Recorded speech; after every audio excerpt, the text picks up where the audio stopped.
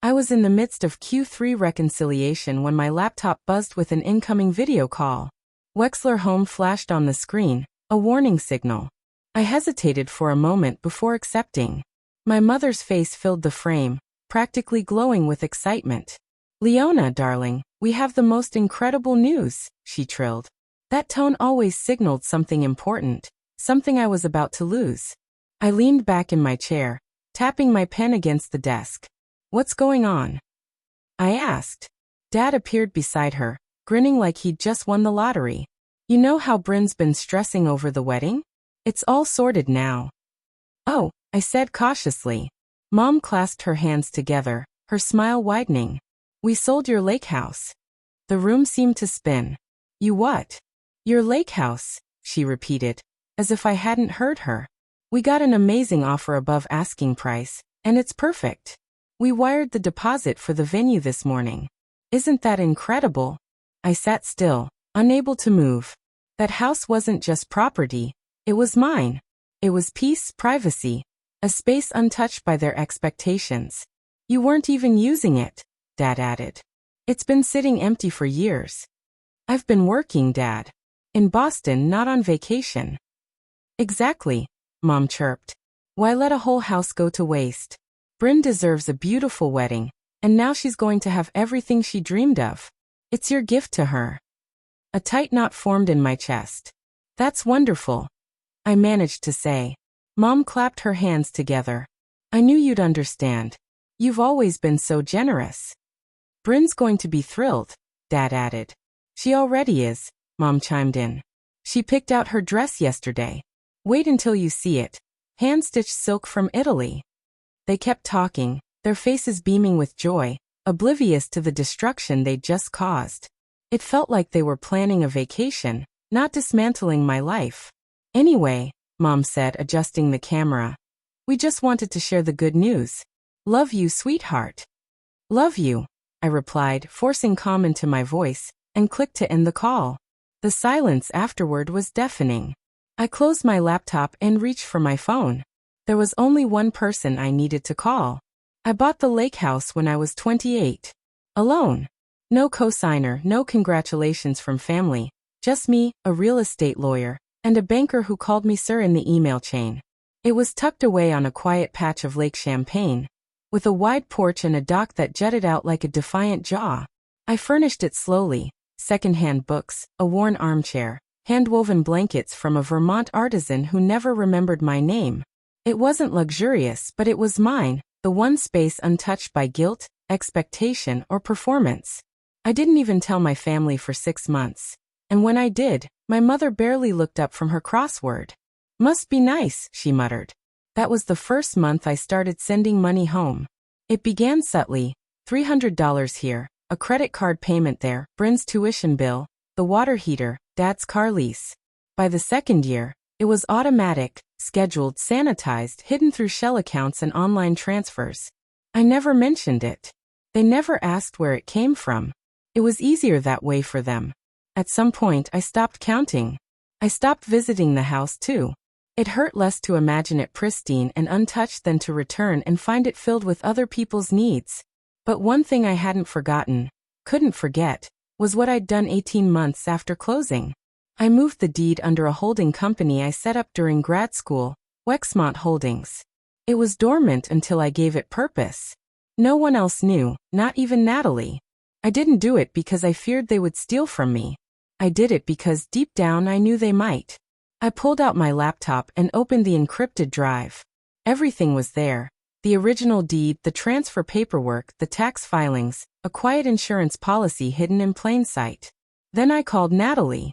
She picked up on the second ring. "Leona. Wow. It's been a minute. I need a favor," I said, my voice steady. "Something legal. Something big." She didn't hesitate. "I'm listening. I think my parents just sold a house they didn't own." There was a brief pause. "Come again." I explained everything. Their phone call this morning. Their celebration as if they'd won the lottery, proudly announcing that they'd sold my lake house to pay for Bryn's wedding. How they spoke about it like I should be proud. "And here's the thing," I added, pulling up the PDF on my screen. They didn't sell my house. They sold a property belonging to Wexmont Holdings. Your holding company? Natalie's voice tightened. The one we created together. Exactly. I moved the deed years ago. Just checked. It's still under Wexmont. They forged my signature on the sale documents. Jesus, Leona, she whispered. They always knew where the key was, where the paperwork was. I gave them too much trust. You gave them everything, Natalie corrected. And they used it to commit felony fraud. I exhaled slowly. That word makes it real. It is real, she said, her voice firm. And if they cash that check, it's also traceable. I minimized the deed files and leaned back in my chair. Do I have a case? Natalie's laugh was bitter. You don't just have a case, Leona. You have a nuclear bomb. Forgery, misrepresentation, theft of corporate assets. This isn't just a family squabble, it's criminal. I stared at the screen, my parents' smiling faces frozen in the call thumbnail. They thought they'd gotten away with something. They thought I'd nod, send a gift, maybe offer to cover the band. I've been sending them money for years, I said quietly. Mortgage, credit cards, Bryn's loans. I didn't want recognition. I just didn't want them to drown. Natalie's tone softened. And they turned around and dragged you under anyway. I should have cut them off, I muttered. You tried. You bought yourself an island. They just paddled out after you. I didn't respond. I was already drafting the paperwork. My hand didn't shake. Not this time. Let me guess, Natalie said. You're not calling to vent. No, I said. I'm calling to fight. The template was already in Natalie's files. We modified it, swapped names, dates, property ID, then ran it through Wexmont's legal team for formal review. Within 48 hours, a foreclosure notice was prepared, notarized, and sent to my parents' front door via certified mail. No threats, no explanations, just the facts. The sale was unauthorized. The buyer defrauded. All proceeds frozen pending legal investigation. Wexmont Holdings was standing firm in its position. I didn't shout. I didn't plead. I didn't even make a call. Instead, I opened our old family group chat, the one that had been muted for over a year, and sent a single message. Check your mail. That was it. I then closed the app, powered down my laptop, and made myself some tea. I waited in the quiet of my apartment, with only the clink of the spoon against the porcelain to break the stillness. The silence was sharp, yet far from empty. They had wanted me quiet, compliant, the invisible figure keeping everything running. So I gave them that. A silence they wouldn't know how to handle. By morning, 3 messages had appeared on my screen. One from Mom. Honey, did something happen? The mailman delivered something strange. One from Dad. We need to talk, Leona. And one from Bryn. This is about your stupid house, right? I didn't respond. Instead, I forwarded the messages to Natalie. She replied within minutes. They're rattled. Good. I laid my phone face down on the table and gazed out at the gray Boston skyline. I hadn't won yet, but something had shifted. For once, I wasn't the one waiting for forgiveness. I wasn't cleaning up someone else's mess. This time, they were going to experience the storm they didn't see coming. The first email from Destiny arrived at 6:42 a.m., marked urgent payment issues. Gilmore Wedding. She began politely, almost apologetically. Hi Leona, I'm following up regarding several bounce payments for the upcoming event. The venue is requesting immediate confirmation, and the florist is asking for a new deposit. Can someone from your family reach out? I didn't respond. By noon, 5 more emails arrived. Her tone had changed. Desperation leaked through. The band is demanding cash up front. The Grand Vista says they'll release your date if they don't hear from us in 48 hours. Please advise ASAP. I screenshot each message and forwarded them to Natalie, who responded with a single thumbs up. Meanwhile, Bryn continued posting bridal selfies as if everything was fine. Her Instagram was a wedding countdown filled with soft pastels, lace robes, champagne flutes balanced on pedicured toes, and glowing captions like, "Can't wait to marry my prince." The comments were flooded with heart emojis and goals. None of her followers had a clue about the bouncing checks or the missing confirmations from the string quartet. The illusion held, for now, but I could see the cracks forming. That evening, I opened a bottle of wine and read the latest email from Destiny. This one was marked urgent. Response required. She wrote, "Hi Leona, I've now received warnings from 7 vendors about pending cancellations. I've tried contacting your parents but haven't heard back. I need to know what's going on. Please, my name is on some of these contracts. My reputation is at risk." Still, I said nothing.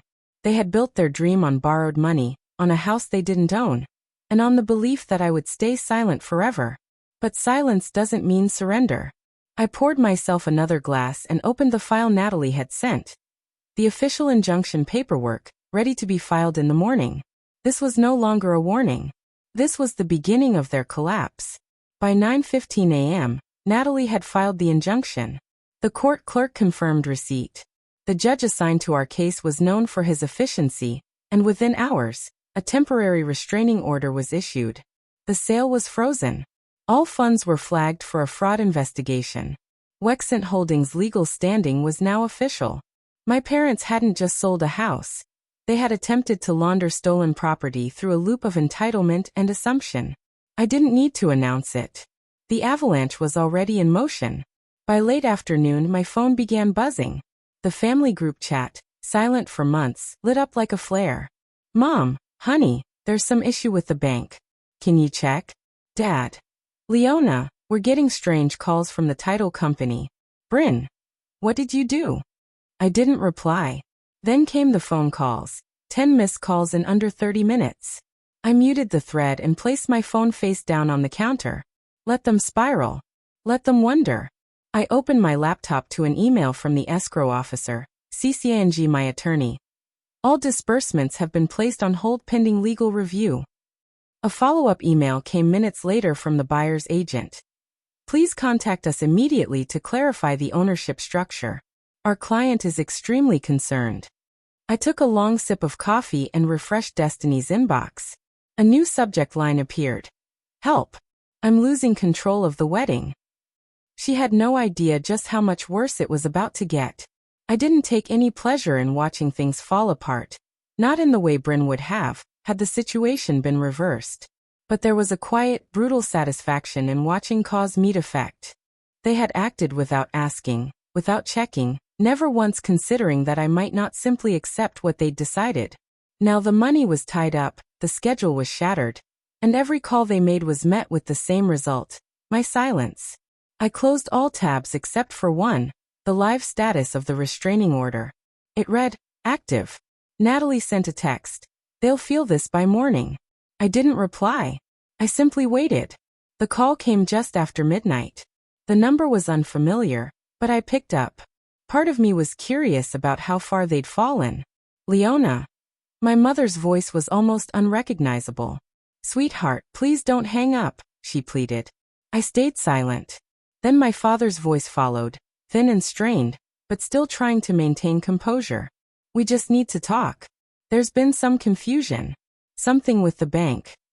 "You mean the fraud investigation?" I asked, emphasizing the word confusion. A long silence followed. "We didn't know," my mother whispered. "You thought what?" I asked, my voice steady. "That the house was just waiting for you to sell it. That you were entitled to something you never earned." "We needed the money," she said, her voice sounding almost innocent. "Bryn's wedding." "You've had money," I interrupted. "I've been giving you $800 a month for 4 years. Paid the mortgage. Covered your credit cards, car payments, half of Bryn's tuition." More silence. "I thought it was from a relative," my father mumbled. "It was," I replied. "The one you raised, the one you taught to be useful, not loved." At that, my mother broke into sobs, loud, desperate hiccups. "We didn't know it was you." "No," I said coldly. "You didn't want to know, because if you had, you'd have to feel guilty about how easy it was to take." "We were just trying to keep things afloat," my father said weakly. "You're doing so well," I said. "And that's why you thought I wouldn't notice when you stole from me?" "Don't say that," my mother cried. "We are family." "No, I said, my tone soft but firm. You didn't raise a daughter. You raised a safety net. The line went silent. No more excuses. No more words. I was your guardian angel, I said. And you stole from her. I ended the call, not out of anger, but because there was nothing more to say. A moment later, my phone lit up again. I powered it off, sitting in the dark, the only sound my steady breathing. They weren't calling to make amends. They were calling because they'd finally realized what it meant to lose me.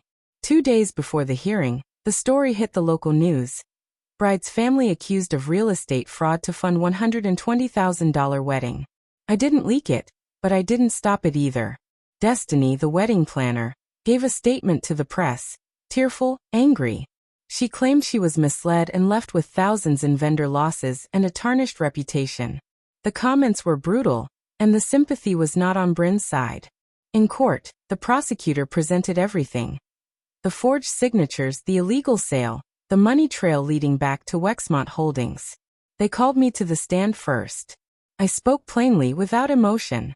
No tears, no vengeance, just the facts. Numbers, timelines, receipts.